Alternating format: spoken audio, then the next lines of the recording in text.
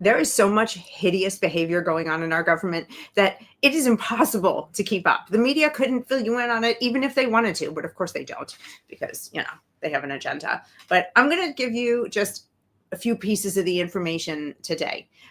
First, let's start with good old cocaine. Okay, Dan Bongino, who's the now Deputy Director of the FBI. He came out this week and said that they're reopening the investigation into the cocaine in the White House incident. You may remember when they found a little baggie of cocaine in the White House, supposedly in the West Wing, and they did this big investigation, but they couldn't figure out where it came from. Well, my first inclination when Bongino said that they're reopening this investigation was, Dan, we've got bigger fish to fry. I don't care at this point. I'm more concerned with national security and all the Doge corruption and, wasteful spending, fraud, abuse, you name it. But I sat back and I gave it some thought, and I thought there has to be a bigger reason for this. And I think the investigation into who dropped the cocaine in the White House isn't about the cocaine. I think it's really about the cover-up of the cocaine. And I think that's what we're hoping to find out. Because if there was a coordinated cover-up to protect the Bidens or to protect anyone in the White House from being treated the way they ought to be treated, under the law, then that is a story that the American people deserve to hear, especially in light of the entire presidency being one giant lie and cover-up. Don't you think? I think as a regular American sitting out here, I've gotten to the point of such disgust with my government. The only place I see anything good happening for the American people is coming out of the White House. Congress isn't doing anything. Republican Congress, what are they doing? They're spending more money. They decided they didn't want to codify the Doge cuts. Are they really fighting for us, or are they also so corrupted and so blackmailed and so bribed that they don't care about us? And I think that that's probably the case. They keep us divided, so they keep us weak. If we could get together, these lights behind me are going nuts today. If we could get together and unify, it would be the people versus the government. And then we'd have another story, wouldn't we? All of a sudden, if we were all looking at them through the same lens and putting their feet to the fire, then maybe we could get them to operate for us. Because here's the investigations that I really want to hear about. The first one, anyway, we could do this all day. We're just going to get into this one. There is a man whose name and face you must now remember. Ed Martin. He is the pardon attorney at the Department of Justice, and his specialty is working on presidential pardons. Now, Ed Martin was appointed by President Trump. He's new in the job, but apparently he's been watching the pardon situation long before he got this job. And he recently came out with some really troubling news. As we've been talking about the Autopen, which is that electronic pen that the Biden administration used to sign all of the executive orders. They used it to sign all of the pardons that were done all at the end of the administration. Remember that flurry, especially of pardons that Hunter Biden got pardoned. Why am I blanking on the little elf medical man? Fauci, who lied to us. Why would a doctor need to be criminally pardoned? Anyway, I don't want to get down that lane. Ed Martin came out and he said that a very, very high level Democrat operative from within the White House came to him and said that he himself wants to get to the bottom of it, because he does also believe that there were people behind the Autopen, that Joe Biden, as we know, was cognitively impaired, wasn't running the country, and there were these other people. Now, he didn't say that they were the operators of the Autopen, but they did say that they were the gatekeepers.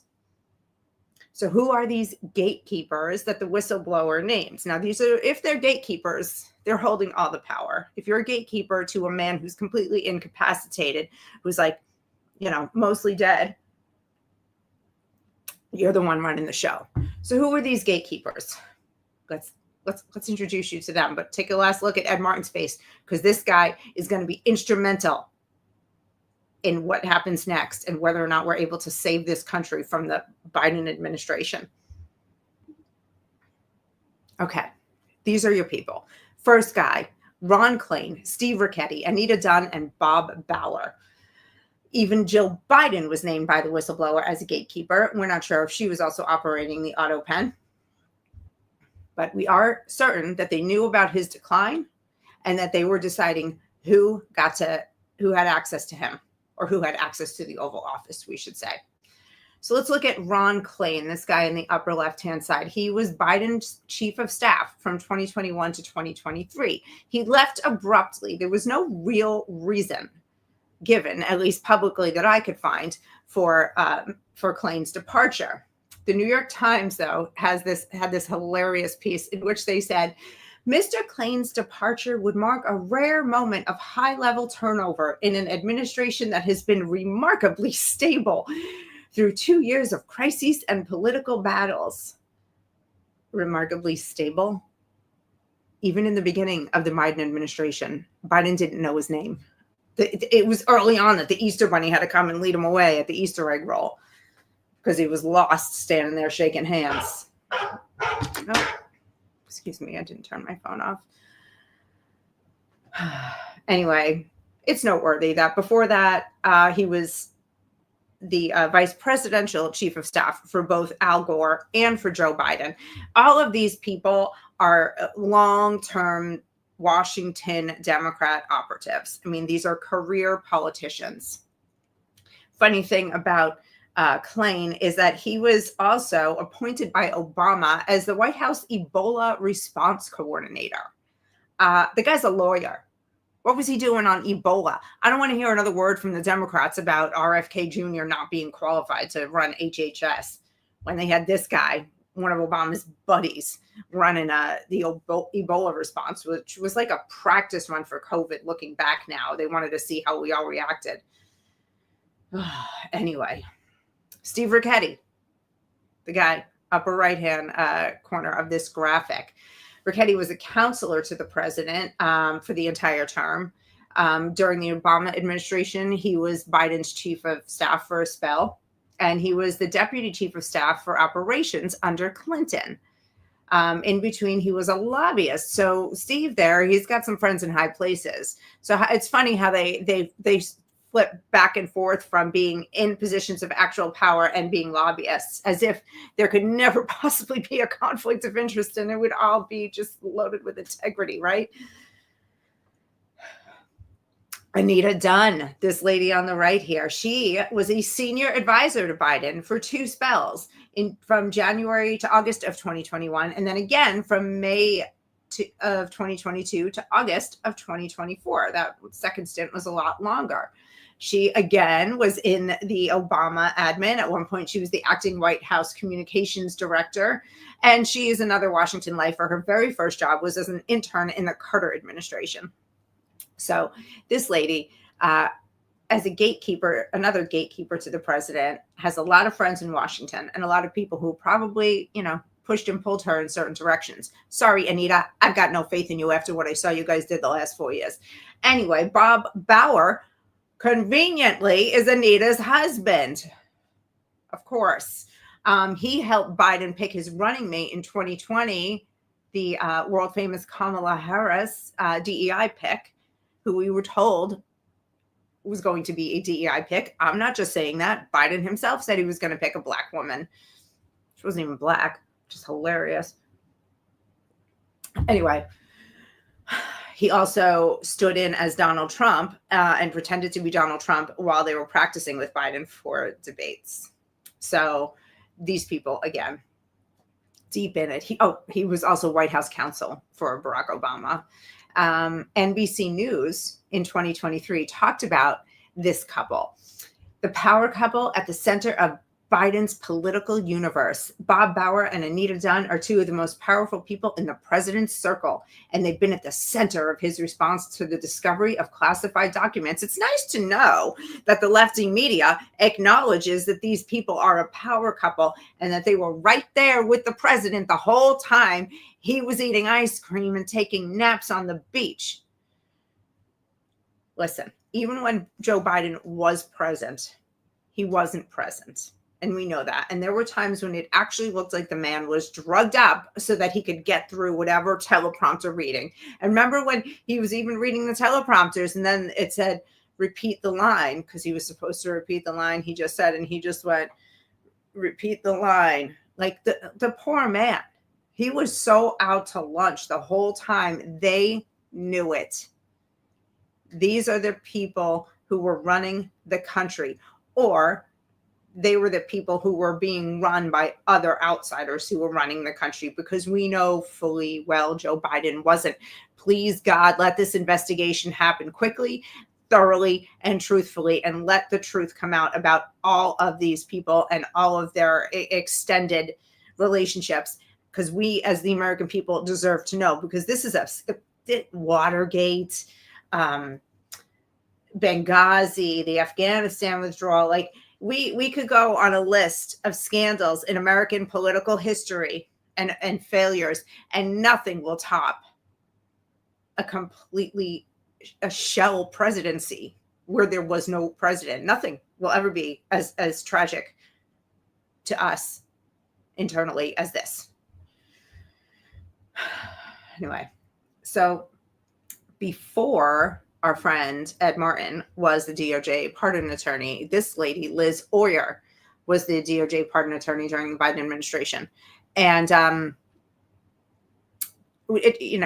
imagine that she is going to have a lot of questions that need to be answered, because as the pardon attorney, she would have overseen all of these pardons that happened at the end of the presidency. Again, Fauci, Hunter, and so on.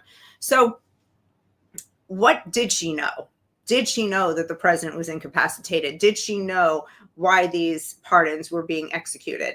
Was she okay with the fact that they were just blanket pardons, even if we didn't know what was going on, and why people might need to be pardoned? Like Fauci, why would he need to be pardoned? Well, we know. Anyway, she's going to have a lot of questions to answer. And this girl, according to Ed Martin's report that he put out, he said a lot of these people are lawyering up. And if I were Liz Oyer, I would be lawyered up. And maybe she made some money. Maybe she made some money on the side for what she did. But maybe she's innocent, in which case she had no position, no right being in the position she was. Because if she was indeed innocent, that means she's also not smart enough to know what was going on when she was that close to smell it. So on the archived page of the DOJ that represents, her job there, it says, Miss Oyer is the first former public defender to be appointed pardon attorney. She is committed to ensuring the fairness, accessibility, and transparency of the clemency process for the benefit of all stakeholders. Okay. Do you guys buy that? I don't buy it for a second. Okay, then it leaves us with the question, who is this whistleblower? So if these people were high up gatekeepers, who was this whistleblower? And I would bet my life that this whistleblower now has 24/7 like major security around them, because only a few people know, maybe a few dozen people know what's going on inside the White House at any given time. And so they're all looking at each other now going, who did it? Was it you? Was it you? Was it you? Who gave them my name? What made you say that? So anyway, people again are going to be getting, driven off the road and into ditches and off cliffs, and they're going to be some suicides. Prepare for it. There's an interesting thing though that we haven't talked about. Jill. So we've got Jill Biden. She was listed as a gatekeeper for Joe Biden and therefore the Autopen, and she may be an Autopen user herself. She also has been accused of elder abuse. Now, I've been saying for years, Joe Biden is abusing this man, dragging around a man who doesn't even know where he is and forcing him into the public eye. It was humiliating for him. Now, I'm no fan of Joe Biden, but I am a fan of the truth.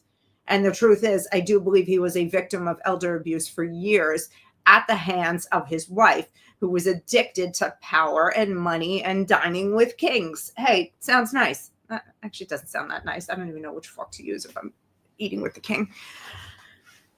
So Jill, pretty dark, twisted evil woman by all appearances. Especially now that he's had a cancer diagnosis that seems that he knew about for years, and she still dragged him around. So is it elder abuse, though? Well, elder abuse would have to mean that he actually suffered harm. It would be like physical harm, mental abuse, financial harm. I don't think he suffered financially. He may have been suffering, physically when they were loading him up with drugs to put him on stage. There may have been other just physical battering and mental abuse in order to get him to cooperate. We don't know. We don't know what this woman and her cohorts did to Joe Biden behind closed doors. It's actually really pretty sinister and pretty sick. So it was an Illinois congresswoman named Mary Miller. She wrote, Joe Biden was complicit in covering up Joe Biden's mental and physical decline. She should face criminal charges for elder abuse. Well, I don't know if they're ever going to be able to prove anything that, that he suffered harm. But I think we may be able to prove that Joe Biden was the gatekeeper, that Joe Biden was aware of the Autopen use when Joe wasn't with it, and that Joe Biden is complicit in the destruction of America, of the country, of the border, of our economy, and all the things. So let's see where this goes. Keep an eye, once again, have to say it, keep an eye on our boy Ed Martin, because he's going to be the gatekeeper of some pretty fascinating information that will hopefully make it right into everybody's living room, except for liberals, because they won't watch it. If you tell them that the investigation found out A, B, or C, they're going to say that it's a lie. So don't try to convince them of anything. You can lead the horse to water, but don't bother. That's all I have for you today, guys. Keep an eye here, because I'm going to be following this and other things. Do me a favor. If you like this show, like and subscribe and tell your friends about it. God bless you, and God bless America. Bye-bye.